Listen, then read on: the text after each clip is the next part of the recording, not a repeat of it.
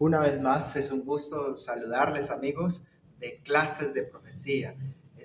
Una alegría y es grato para mí estar tras las pantallas explicando y enseñando la palabra del Señor.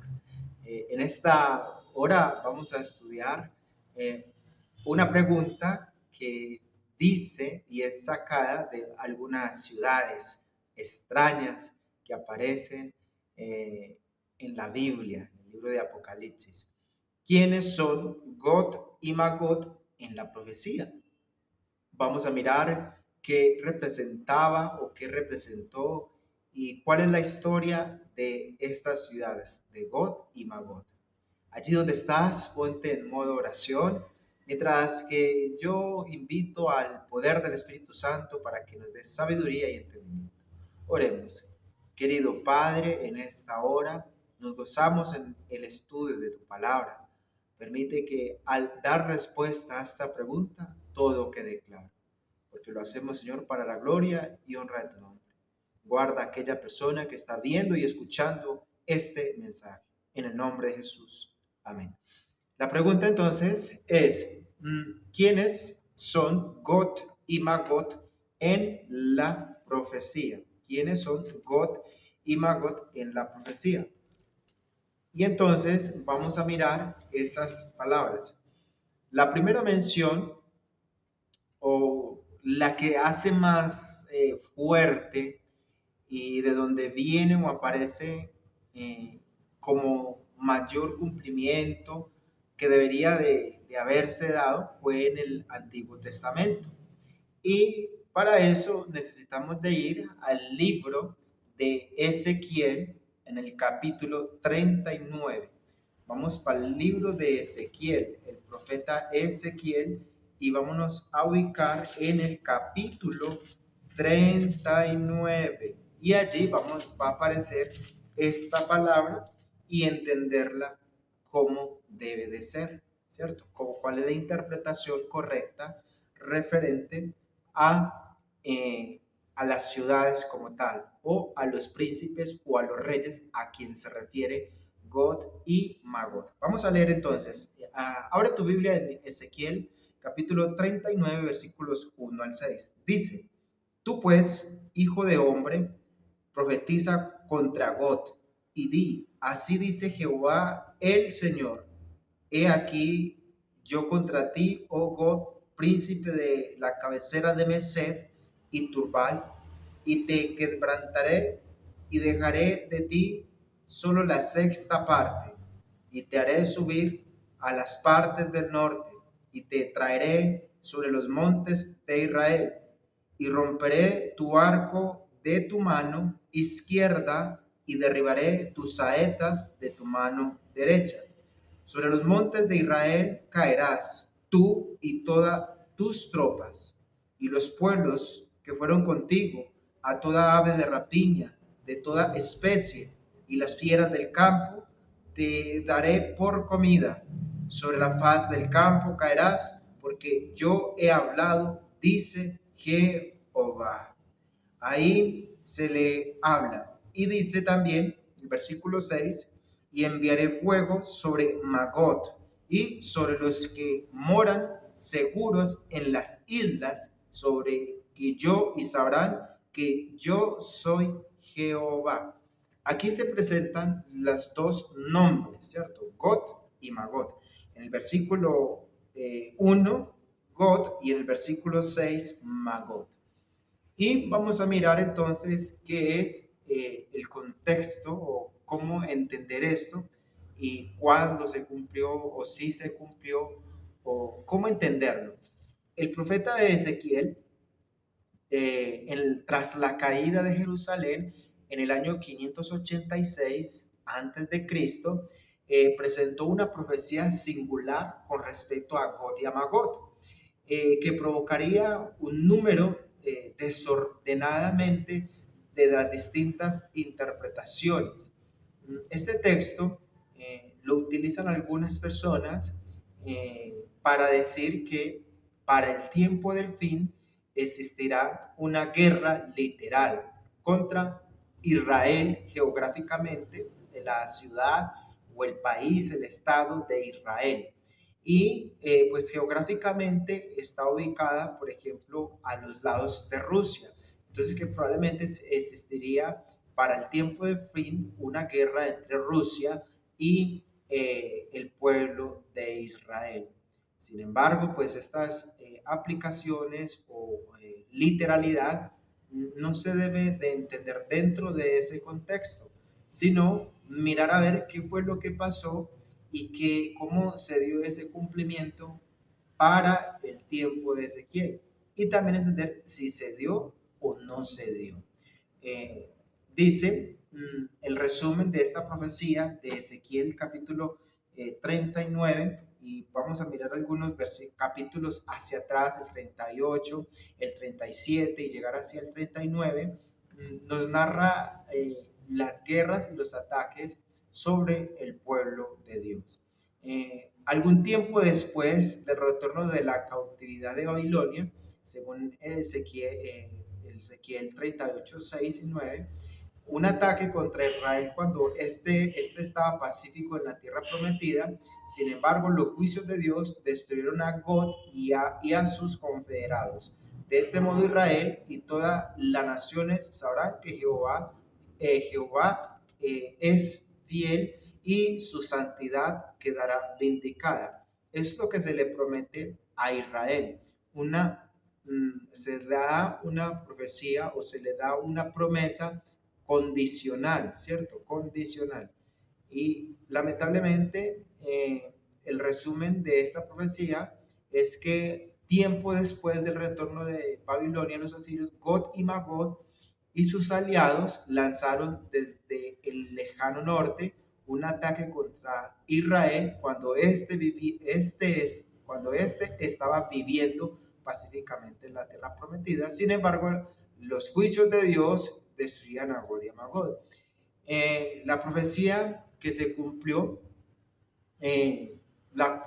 esta profecía literalmente como se manifiesta de esa guerra, la historia de Israel, ¿cierto? Algunos historiadores cuando se refieren a este capítulo muestra que nunca se cumplió literalmente, o sea, esto nunca ocurrió.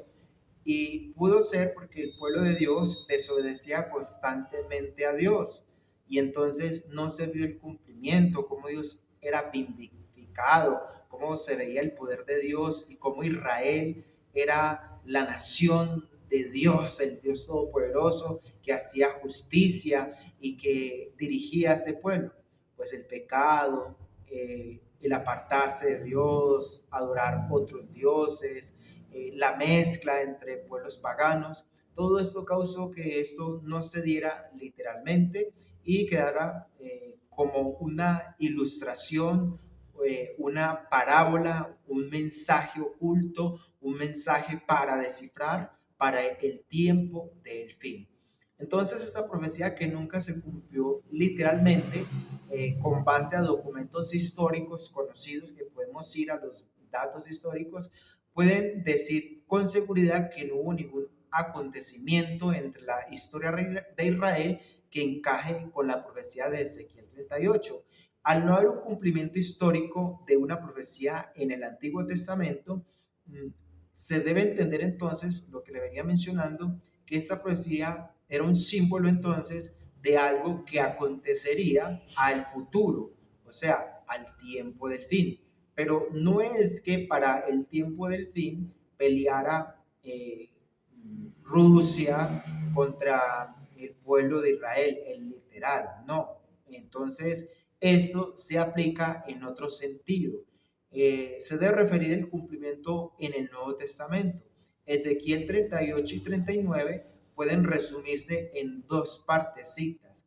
Una confederación de enemigos que atacan al pueblo de Dios. Ese es el marco histórico que se menciona al menos en el capítulo 38 y que se amplía en el capítulo 39, que hay un enfrentamiento, que hay un pueblo que se van en contra y atacan al pueblo de Dios. Es decir, que muchas naciones pueden unirse para pelear contra los principios y al pueblo de Dios.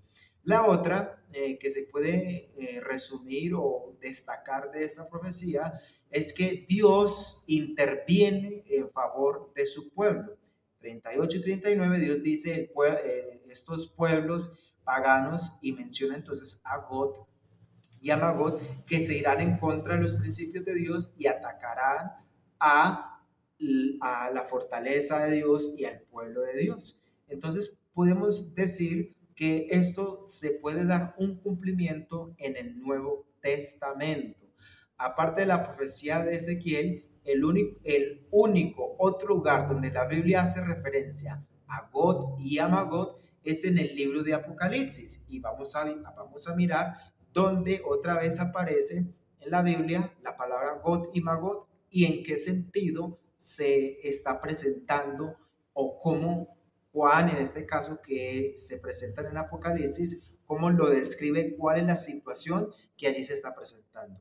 Vaya conmigo entonces a Apocalipsis capítulo 20, versículos 8.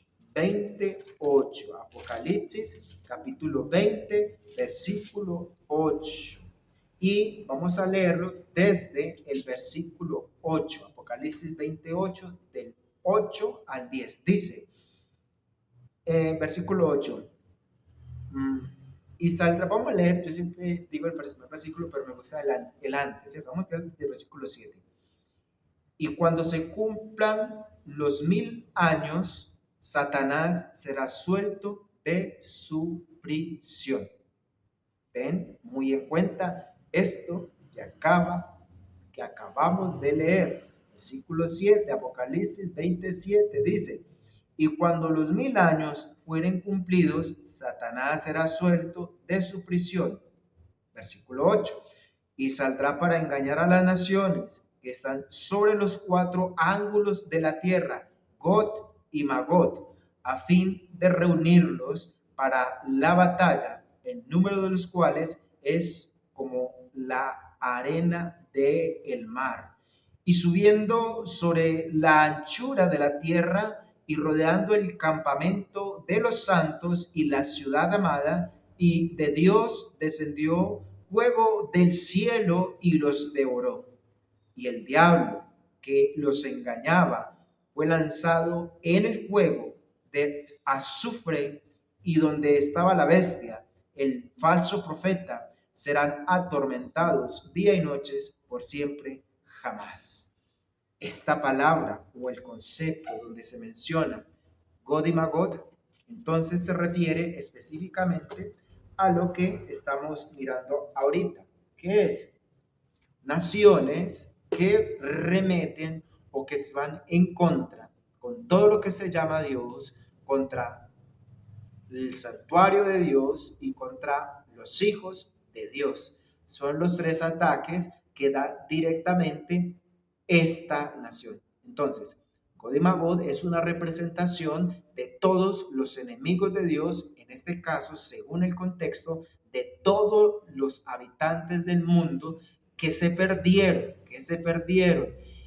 de todas las generaciones, y que al final del tiempo, cuando Cristo venga por tercera vez, al final del milenio, entonces se levantarán, Cristo los resucitará y se levantarán para irse a quitar la ciudad de Dios. ¿Cuál es la ciudad o la fortaleza que atacan? La Nueva Jerusalén, la que se describe en Apocalipsis 21. Y versículo 21 dice, y yo, Juan, vi la tierra nueva, la nueva Jerusalén, porque el primer cielo y la primera tierra habían pasado. Y yo, Juan, vi la ciudad, la santa Jerusalén, que descendía del cielo después como una novia atada para su marido, y una gran voz que decía, he aquí el tabernáculo de Dios con los hombres, y él morará con ellos, y será su pueblo, y Dios mismo estará con ellos. Esa ciudad es la que este grupo de personas de todas las generaciones intentan atacar e inmediatamente cae fuego del cielo y es consumado. Entonces, a esto se refiere la escritura. En el versículo 7 dice, y cuando los 1000 años fuesen cumplidos.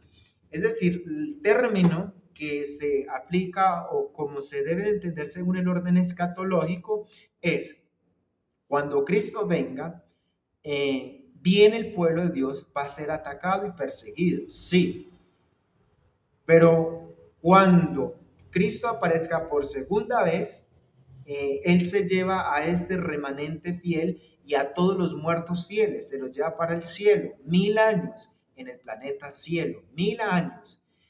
Aquí en esta tierra que queda, Apocalipsis 20 dice que aquí queda Satanás amarrado, encerrado, condenado, 1000 años, 1000 años. ¿Aquí qué hay en esta tierra? Pues cuando Cristo venga, no hay piedra sobre piedra, todo el planeta, sistema está como en el principio, desordenado y vacío.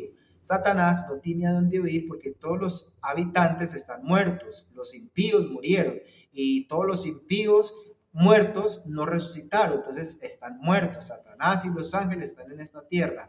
Y ahora los justos vivos resucitaron y Jesús se los llevó. Y los justos que no murieron fueron transformados y Dios se los llevó para el cielo 1000 años. Pero la sentencia del juicio es que al final, ahí donde entra Apocalipsis, al final de los 1000 años, cuando los justos ya hayamos pasado 1000 años en el cielo, tanto los muertos resucitados como los justos transformados con Cristo 1000 años, viene como la tercera venida. Y en la tercera venida desciende la ciudad, lo que Juan ve en el capítulo 21. Yo, Juan, vi la santa ciudad de Dios que descendía del cielo. Es decir, viene del espacio y desciende, cae a tierra, a este planeta Tierra, hacia el monte Sinaí y allí queda por un tiempo, porque dice, se le da un tiempo a Satanás con el fin, ¿cierto? Y dice, y subieron sobre la anchura de la tierra y rodearon el campamento. Se le da un tiempo allí para mirar lo que está pasando, ¿cierto?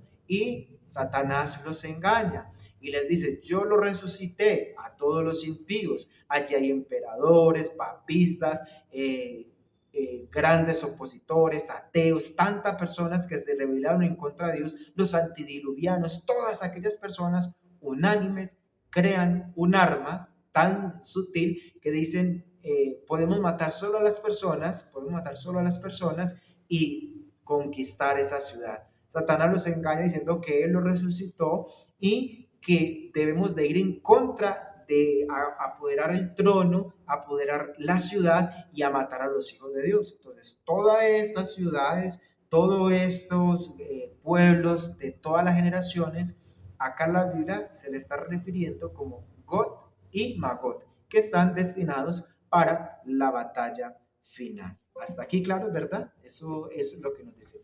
Si quieres más referencia sobre esto que acabo de decir, hay que relacionarlo directamente con un maravilloso libro que se llama El conflicto de los siglos. Y en el conflicto de los siglos, allí cuando hay un capítulo, ya los últimos 4 capítulos nos hablan de todo lo que le acabo de mencionar, que es el clamor de Dios, la tercera venida de Jesús acá a la tierra y la renovación de esta tierra que queda purificada. Vamos a mirar algunos otros puntos y aspectos que se relacionan a este texto.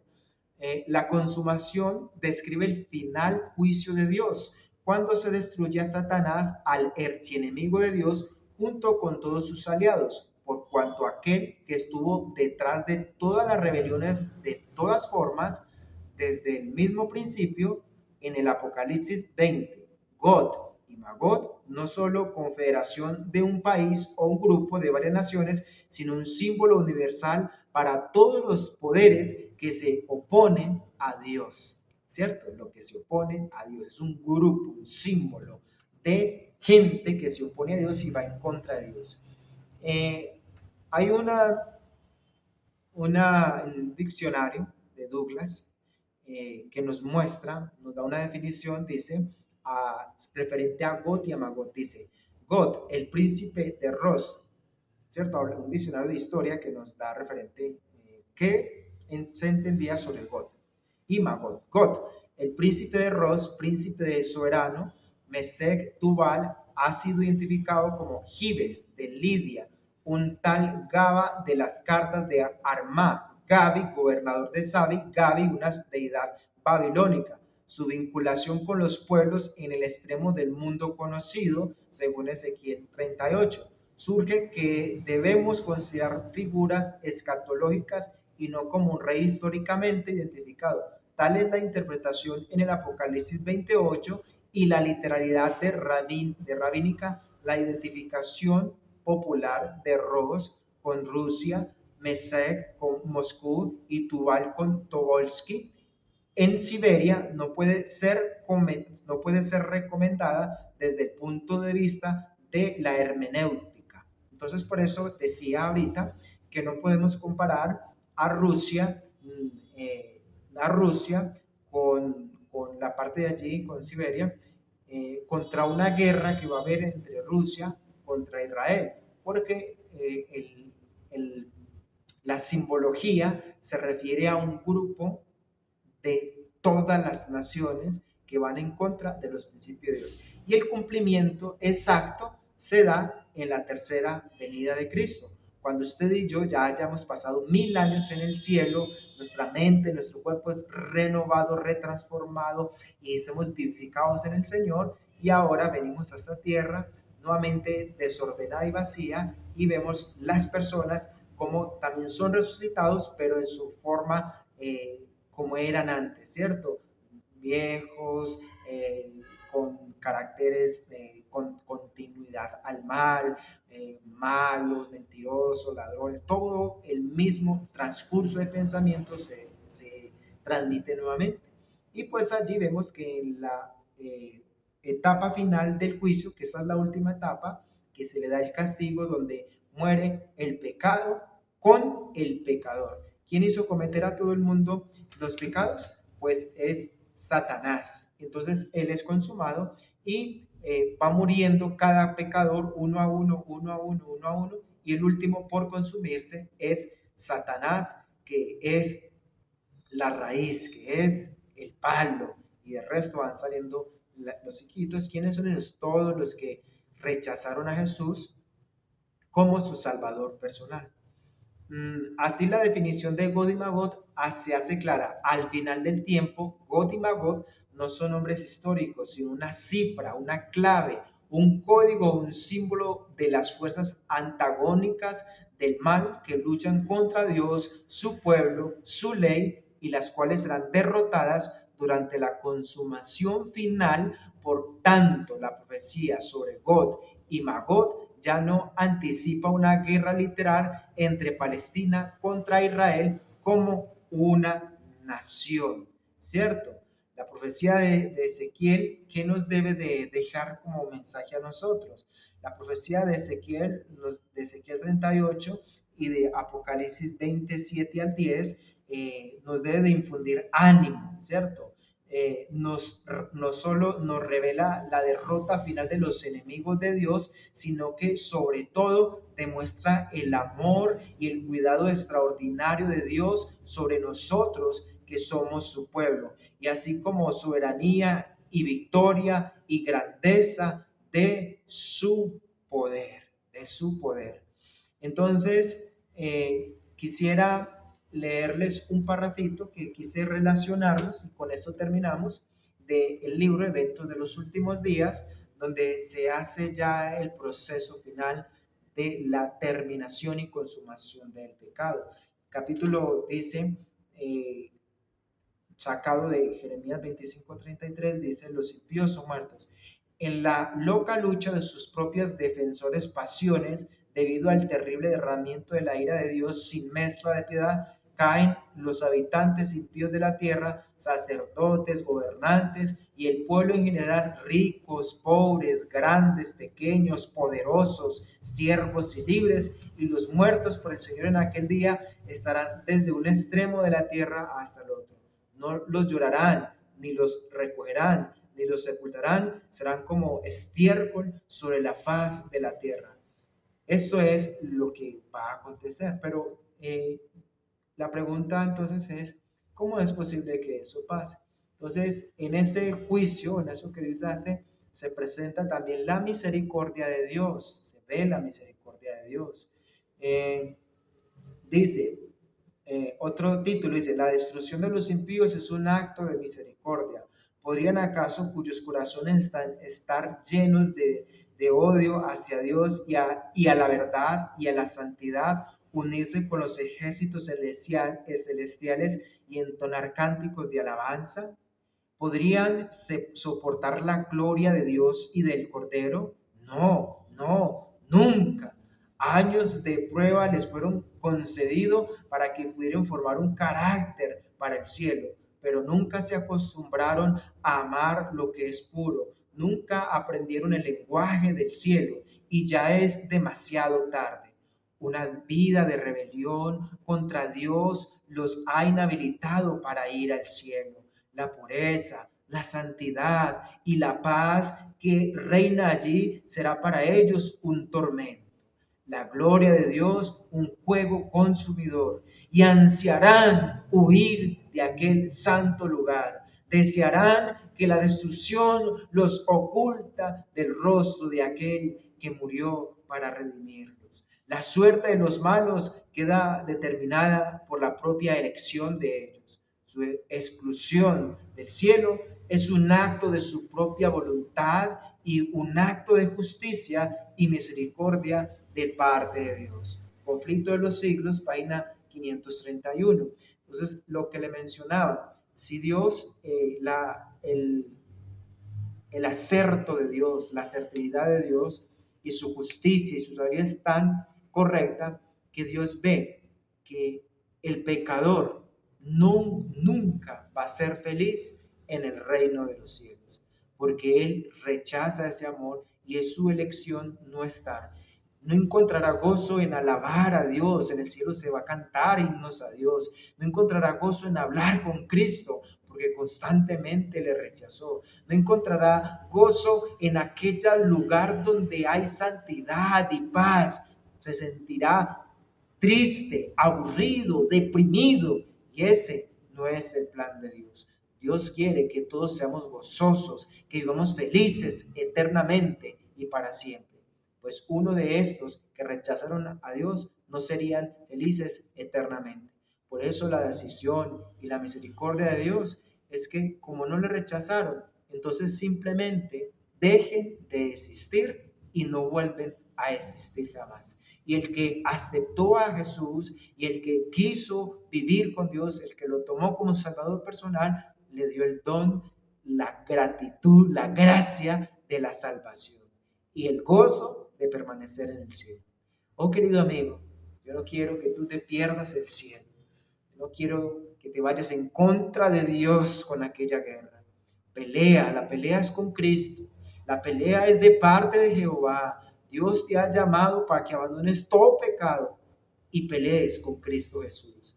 Porque necesitas tú y yo tener una transformación del carácter. Y eso no se hace mañana ni pasado mañana, sino durante toda la vida, con cada acción, con cada reacción y evento que va ocurriendo en nuestra vida diaria. Por eso Dios quiere formar tu carácter. Él quiere transformar tu vida para que formes parte de recibir el gozo de la salvación en Cristo Jesús. Que esto sea una realidad para tu vida. Jehová Dios te bendiga. Nos vemos en un próximo video.